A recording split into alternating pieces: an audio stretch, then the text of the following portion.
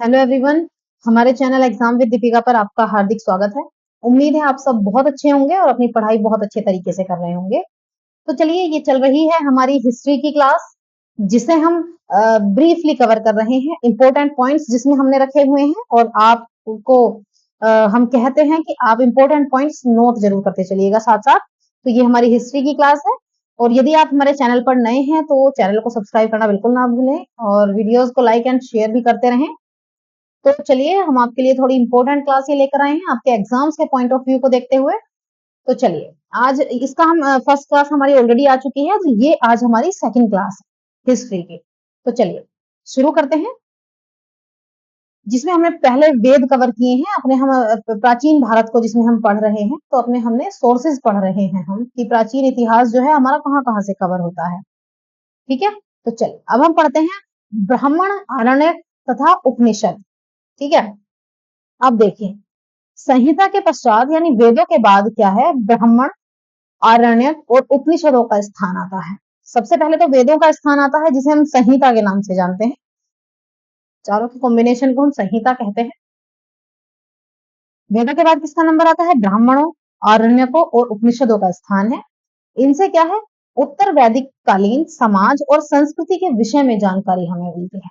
इसकी जानकारी हमें मिलती है, उत्तर वैदिक कालीन समाज की और संस्कृति की जानकारी हमें इन्हीं से प्राप्त होती है। तो देखिए, जो ब्राह्मण ग्रंथ हैं वो वैदिक संहिताओं की व्याख्या करने के लिए गद्य में लिखे गए हैं, और प्रत्येक संहिता के लिए अलग अलग ब्राह्मण ग्रंथ है।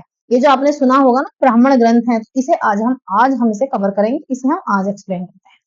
देखिए, जो वेद हैं ये ब्राह्मण ग्रंथ हैं। किसके, कौन से वेद और ब्राह्मण ग्रंथ हैं, आप एक बार देख लीजिए। ऋग्वेद, ऋग्वेद के क्या है, ऐतरेय और कौशीतकी। ठीक है, यजुर्वेद का ब्राह्मण ग्रंथ कौन से हैं, तैत्तिरीय और शतपथ। सामवेद के कौन से हैं, पंचविश। और अथर्ववेद के कौन से हैं, गोपथ। जैसे हम इसे ऐसे पढ़ते हैं कि ऋग्वेद के, आपसे पूछा जाता है ना, ऐतरेय ब्राह्मण, कौशितकी ब्राह्मण, ये किसमें है, ये ऋग्वेद से हैं। यजुर्वेद की बात आती है तो तैत्तिरीय ब्राह्मण और शतपथ ब्राह्मण ये किससे हैं, यजुर्वेद से संबंधित हैं। अब पंचविश ब्राह्मण की बात आती है, ये किससे संबंधित है, ये सामवेद से संबंधित है। और गोपथ ब्राह्मण किससे संबंधित है, जो गोपथ ब्राह्मण है वो अथर्ववेद से संबंधित है। ठीक है, तो देखिए, आपके लिए एक, यदि एग्जाम में कोई सा भी आपसे पूछा जाता है तो आपके लिए इंपॉर्टेंट फैक्ट ये हो जाता है, आपको ये याद होना चाहिए। अब देखिए, हम आगे देखते हैं। इन ब्राह्मण ग्रंथों से हमें क्या है, परीक्षित के बाद बिंबिसार के पूर्व की घटनाओं का जो विवरण है वो हमें इन ब्राह्मण ग्रंथों से ही प्राप्त होता है। ठीक है, तो हमें धीरे धीरे स्टेप बाय स्टेप ही हमें चीजों का पता चलता है। तो ब्राह्मण ग्रंथों से हमें परीक्षित के बाद किसका विवरण मिलता है, बिंबिसार के पूर्व की जो घटनाएं हैं उनका विवरण हमें इन ब्राह्मण ग्रंथों से प्राप्त होता है। ठीक है, ऐतरेय में जैसे कि एक बार हम देख लेते हैं कि इसमें क्या क्या है। तो ऐतरेय में क्या है, ऐतरेय ब्राह्मण में राज्याभिषेक के नियम दिए गए हैं और कुछ प्राचीन राजाओं के नाम इसमें दिए गए हैं। ठीक है, यानी कि जो ऐतरेय ब्राह्मण है, ऐतरेय ब्राह्मण किससे संबंधित है, फिर से आ जाइए, ऋग्वेद से संबंधित है। और ऐतरेय ब्राह्मण में राज्याभिषेक के कुछ नियम दिए गए हैं, और इसमें जो प्राचीन राजा हैं उनमें से कुछ के नाम इसमें दिए गए हैं। शतपथ ब्राह्मण की बात कर लेते हैं।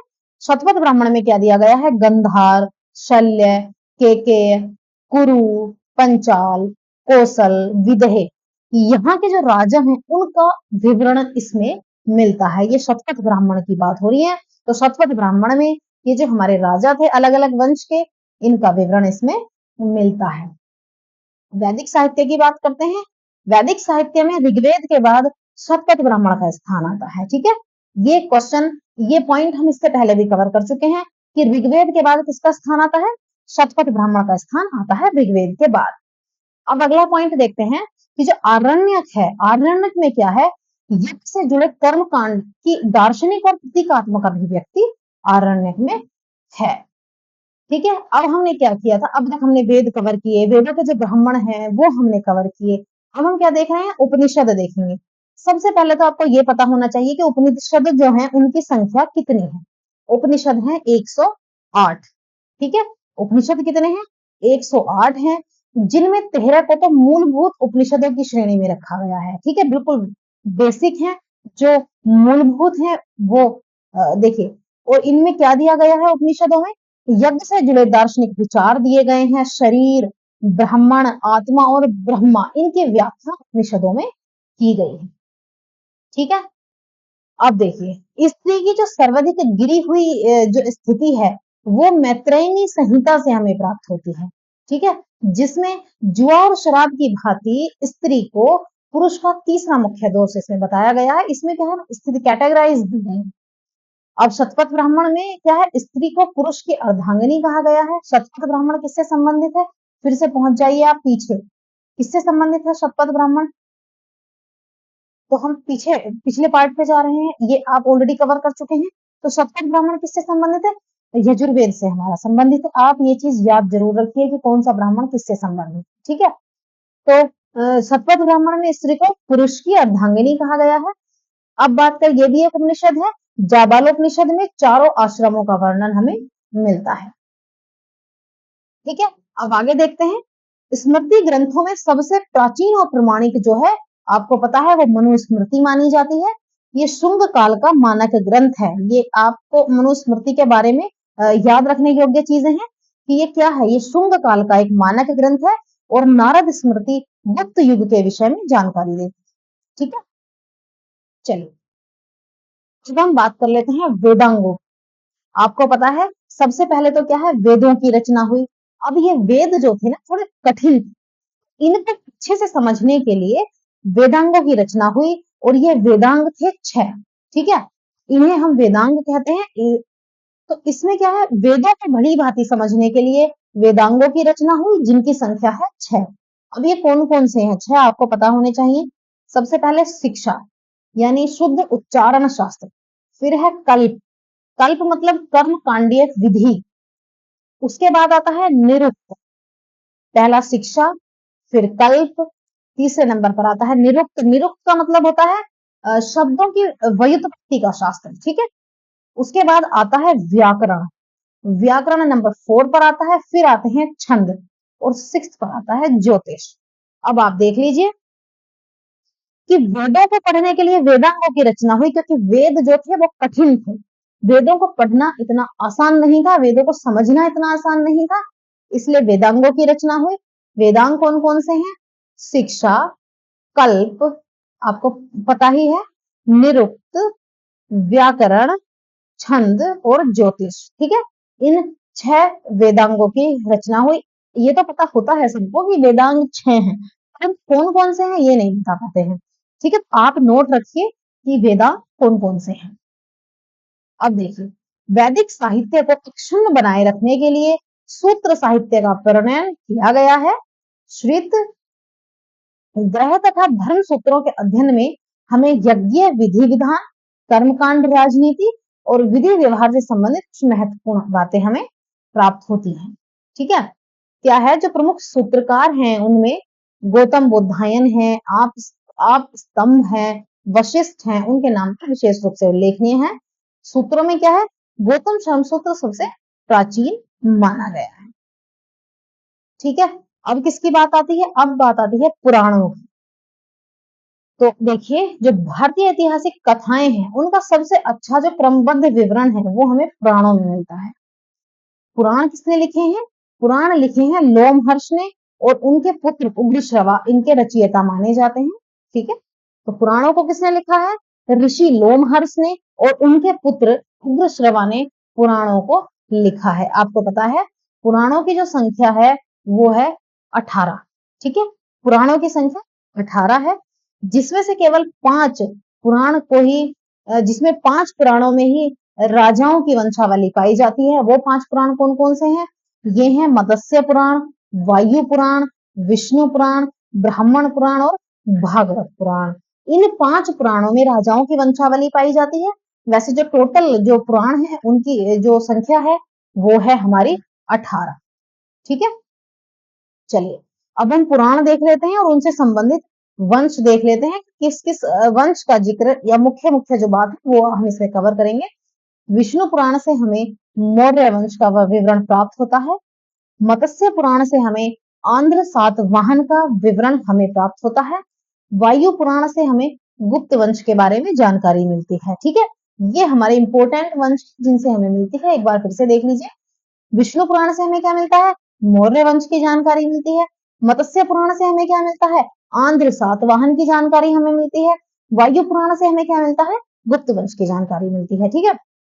और सबसे इंपॉर्टेंट बात कि पुराणों में जो सबसे प्राचीन है वो क्या है? मत्स्य पुराण है। और ये आपको कई बार आपसे एग्जाम्स में पूछा गया है कि सबसे प्राचीन और प्रामाणिक जो है वो कौन सा पुराण है? वो है मत्स्य पुराण। ठीक है। चलिए, अधिकतर जो पुराण है वो सरल संस्कृत श्लोक में लिखे गए हैं। स्त्रियां और शूद्र, देखिए कितनी इंपॉर्टेंट बात है, स्त्रियां और शूद्रों को वेद पढ़ने की अनुमति नहीं थी, ये भी पुराण सुन सकते थे। तो पुराणों का जो पाठ है पुजारी मंदिरों में किया करते थे। और वेदों को पढ़ने की जो अनुमति थी, देखिए वो स्त्रियों को और शूद्रों को नहीं थी। ये थोड़ी सी है, बड़ी वैसी बातें हैं, बट जब थी तो हमारे सामने हैं, हम देख रहे हैं, ये हमारे समाज की बड़ी विडंबना थी।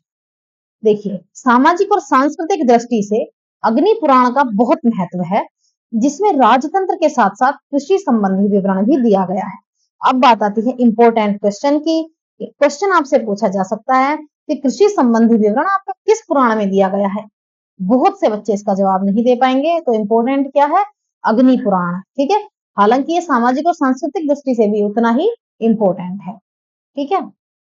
चलिए, अब बात कर लेते हैं बौद्ध, जैन और अन्य साहित्य की। तो देखिए, जो जातक हैं उनमें बुद्ध की पूर्व जन्म की कहानी वर्णित है। आपसे कई बार पूछा जाता है कि जो जातक कथाएं हैं उसमें क्या है, तो वो बुद्ध की पूर्व जन्म की कहानियां हैं। ठीक है। अब बात करते हैं हीनयान का जो प्रमुख ग्रंथ है वो क्या है? वो कथा वस्तु है।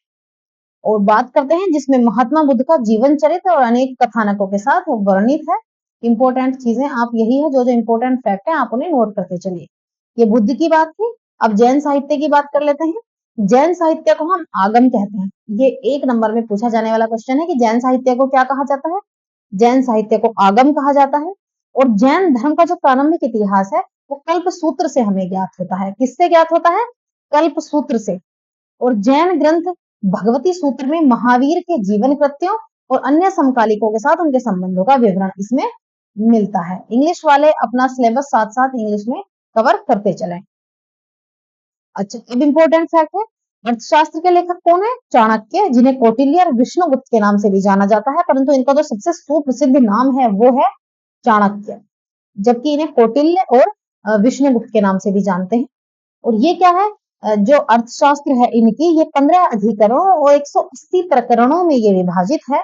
मौर्यकालीन इतिहास की जानकारी हमें इसी से प्राप्त होती है।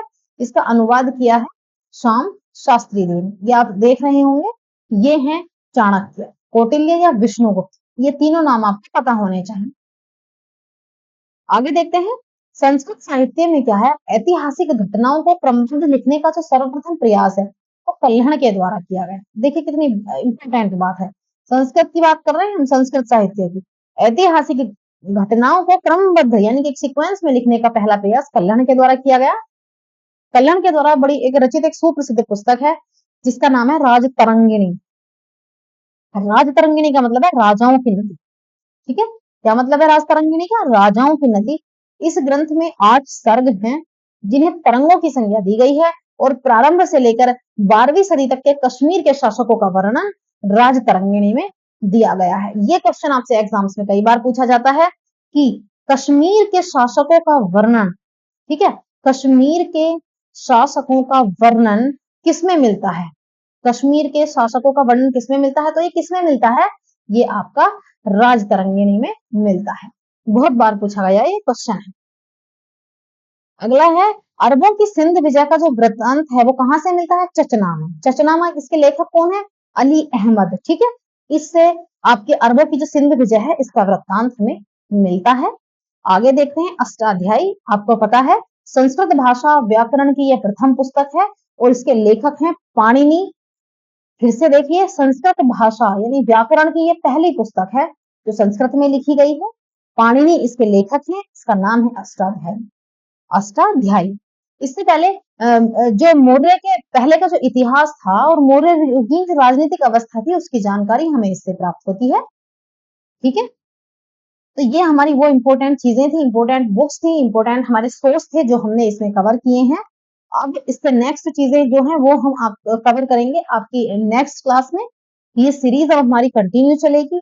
सीरीज में आपके लिए बहुत इंपॉर्टेंट फैक्ट्स हमने कवर किए हैं, सभी इंपॉर्टेंट जो पॉइंट्स हैं वो हमने कवर किए हैं। तो आप ये क्लासेस जरूर लें, आपके लिए बहुत इंपॉर्टेंट है। इस सीरीज को आप कंटिन्यू कवर करें, आपके एग्जाम के पॉइंट ऑफ व्यू से आपका रिवीजन भी बहुत अच्छा होगा और इंपॉर्टेंट पॉइंट्स हैं तो आप इसे कवर करते चलें। ठीक है, तो चलिए मिलते हैं हम आपको नेक्स्ट क्लास में। Thanks for watching.